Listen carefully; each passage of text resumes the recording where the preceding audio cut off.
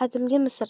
Misr janubida Nubiya, Shimoliy Sudan bilan chegaradosh bo'lgan. Misr g'arbida Liviya cho'lida shu nomdagi mamlakat joylashgan. Sahro aholisi ko'chmanchi chorvadorlar bo'lgan.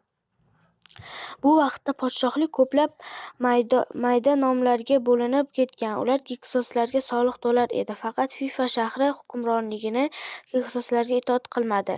Bir qancha janglar Firavn Yaxmos Giksoslarga tormor etib bosqinchilarni Misrdan haydab chiqardi.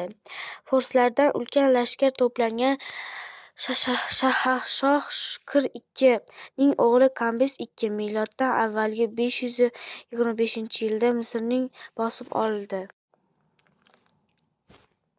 Qadimgi Misr dini. Misr aholisi uchun din kundalik turmushning ajralmas bir bo'lagi hisoblangan. Qadimgi misrliklar ma'budlar hayvonlar qiyofasiga kirib, ya'ni mushuk, qo'y, ho'kiz, arslon, sigir ko'rinishida odamlar orasida yashaydi deb hisoblangan. Misrliklar ma'budlarning bir qancha joni mavjud, ulardan biri hayvon tanasida, boshqasi esa haykalda yashaydi deb o'ylagan.